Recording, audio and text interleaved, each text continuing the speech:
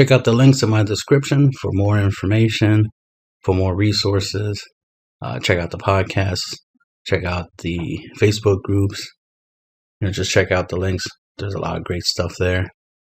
Comment, rate, subscribe, share, like, dislike, whatever you want to do. This is my Pan Draw Apes Zenoh deck.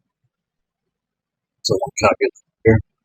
For Zenoh the Pain God, for Chain Effect Trunks, for Shenron Figure Majesty, for Grading Barter Grader, alright, for Conic, for Topo, Chain Goku, for Bodyguard Legic, for Heroic Blue Videl, for Easy Pain Kai, for March of the Great Apes, for Testing Application, for Baby Juvenile Parasite, for Shenron Insect Calamity, and Pan Time Patrol Maiden. For a 57 card.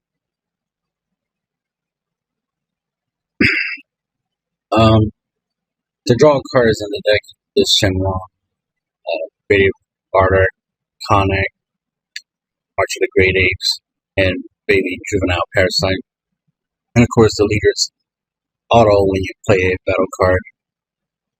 Give it battle card 5k power, and if the power is 20 plus, then you draw a card.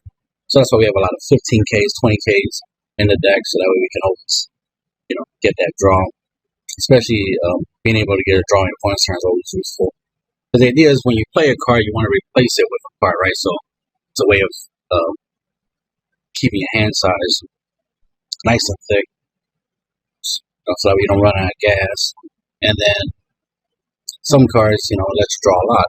Like, for example, Conic, with his offering ability, your opponent typically will make it where you draw 2 cards. So you draw 2 cards for Conic, and then you draw a card for the leader. You're drawing 3 cards just by playing it.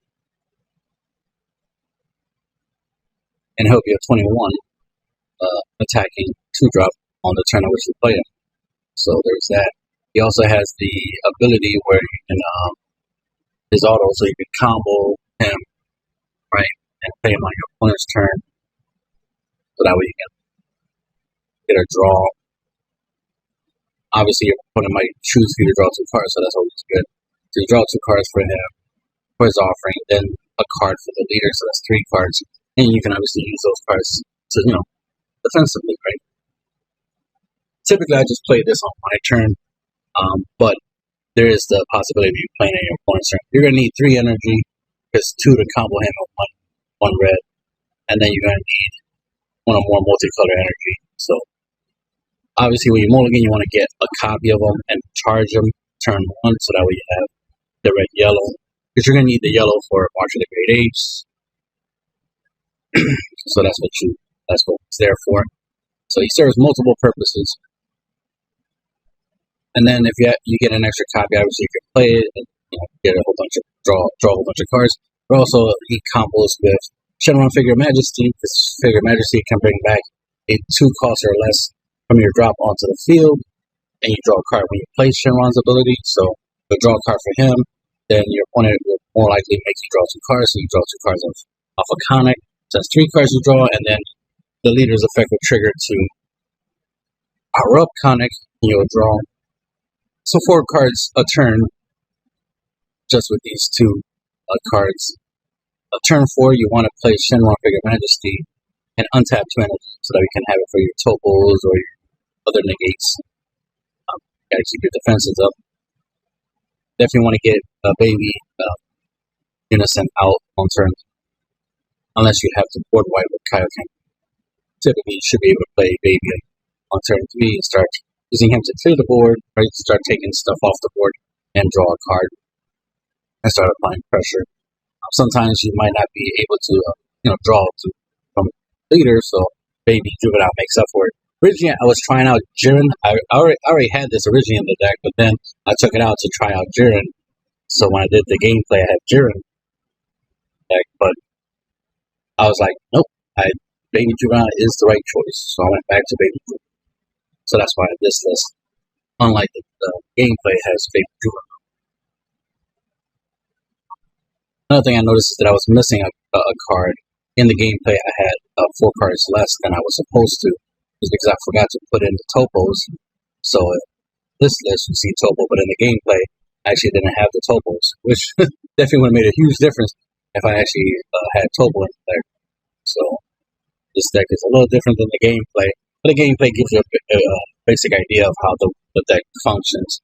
Even if I was missing certain key cards, it would have made a huge difference in the game. But it's just it's just to show what the deck is capable of. Obviously, March of the Great Apes. You could play it just to draw 2 cards, but it's better to play it to actually play out 2 Bardarks. In the gameplay, I only played out 1, but it still mattered because I barely had any cards in my hand, so I was able to replenish my hand just playing one of them plus the March and the Leader effect. So I was able to get 4 cards off of a 2-card combo. So can't argue with them results.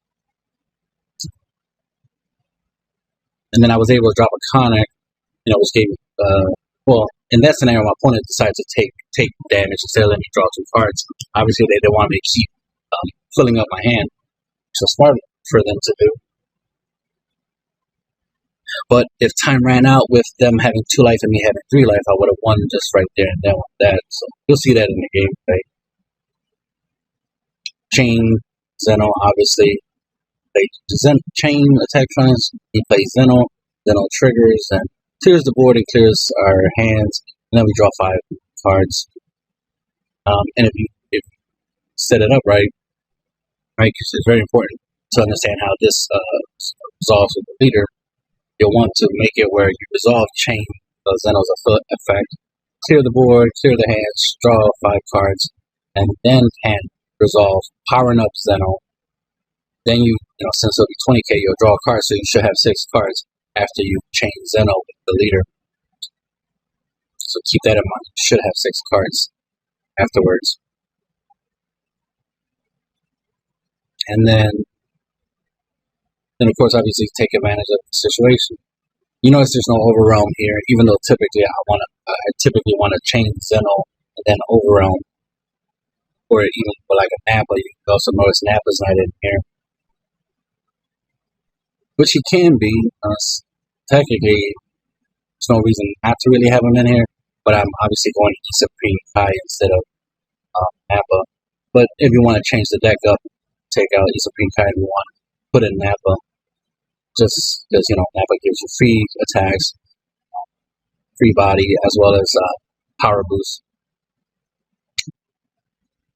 Which comes in handy because a lot of times you need to make your stuff strong, right? So it's up to you if you want to play Nappa Super Combo. Not against it. I'm just currently not using it in this build. Just focusing on drawing and damage output. So, obviously Shenron is definitely a very powerful workhorse in the deck. On top of Baby Juvenile, these 2 in play, definitely is going to give you a lot of card advantage every turn, along with the leader. So you should be drawing like 3 to 4 cards, or even 5 a turn with that strategy. Even though duels don't last that long for you to, really spam these cards. At least it's there in case you end up in a game where the game is taking long, and take advantage of being able to outsource your opponent by drawing a bunch of cards. Definitely comes in handy against hand control, so it's definitely gotta have those. Topo obviously help you your opponent's hand size plus just good defensive card. Hurricane Goku, board wipe. Sometimes you gotta reset the board, and its ability to ignore barrier and KO something comes in handy. Because sometimes it can be something that has barrier that you need to really, really get rid of. Bodyguard Allergic, free 15k blocker, and it triggers the leader's ability, so you get to draw a card just by playing it for free. That's always good.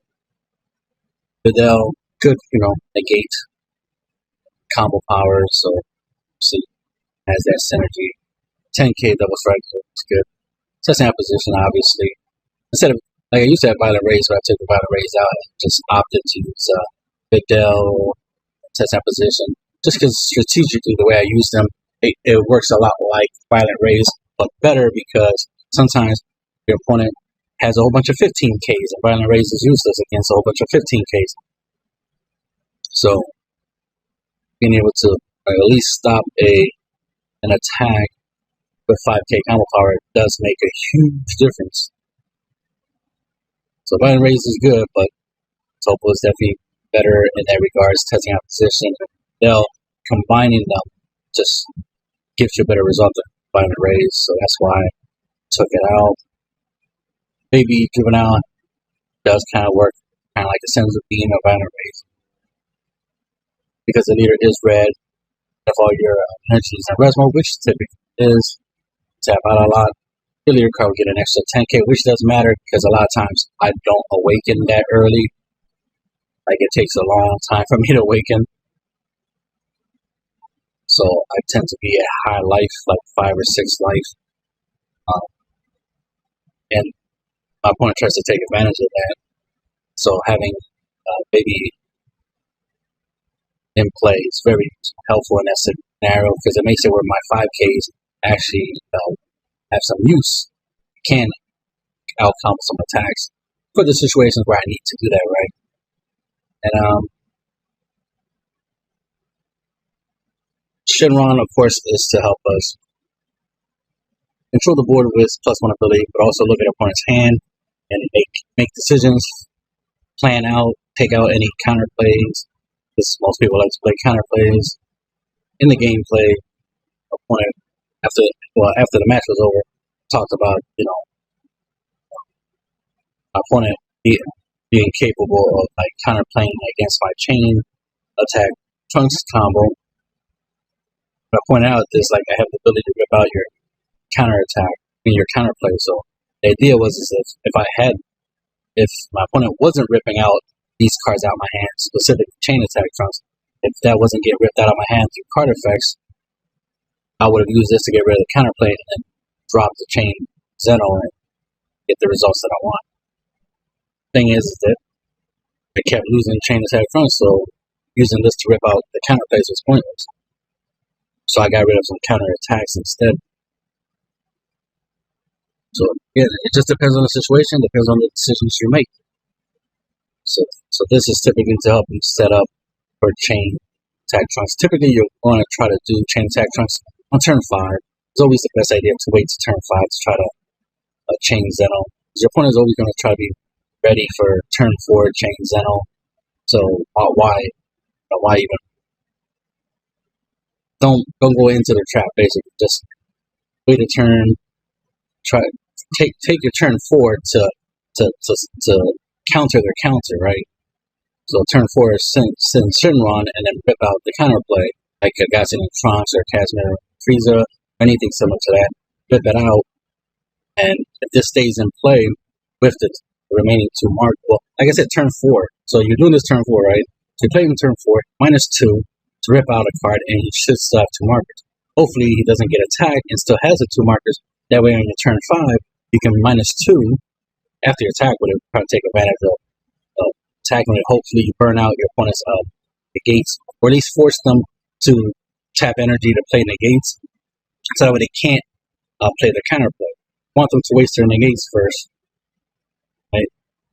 Or use up their energy for negates, and then drop your Zenoh combo, so that way they can't counterplay unless they have a free counterplay.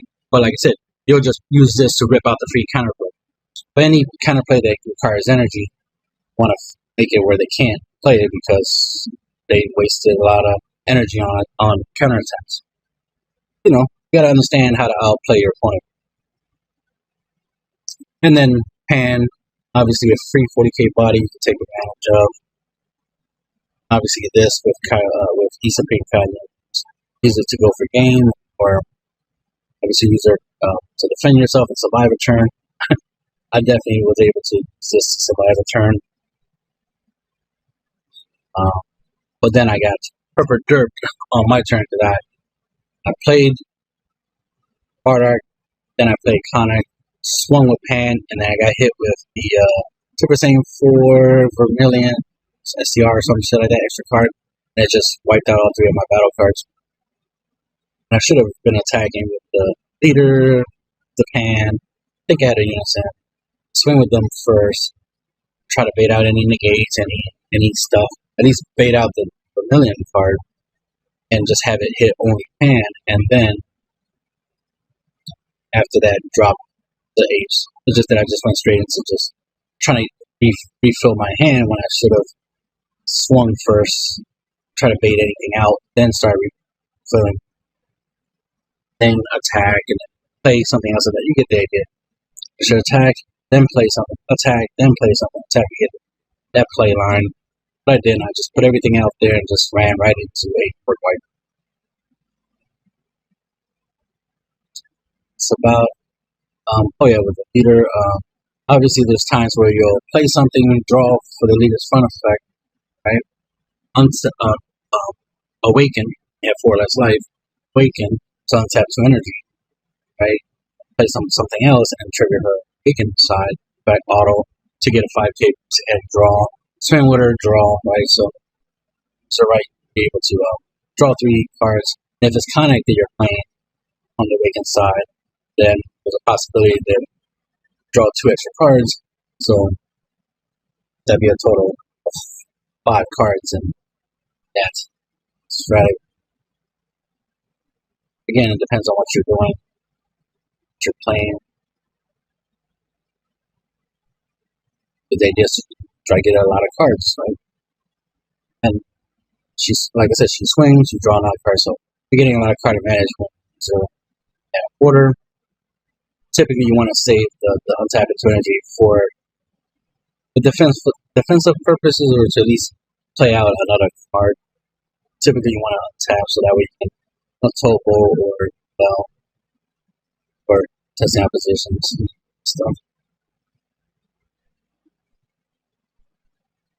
It's the end of the video.